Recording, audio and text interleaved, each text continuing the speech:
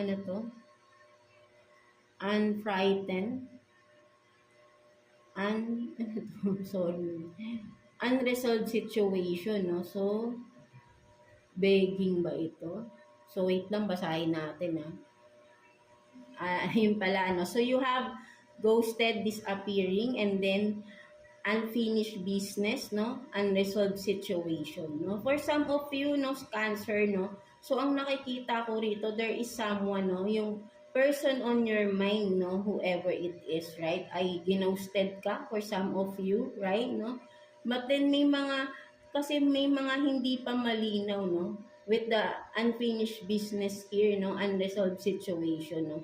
May mga questions ka pang alam mo na you are seeking clarity from that, no? Sabing parang gano'n, no? So, sinasabi rito, no?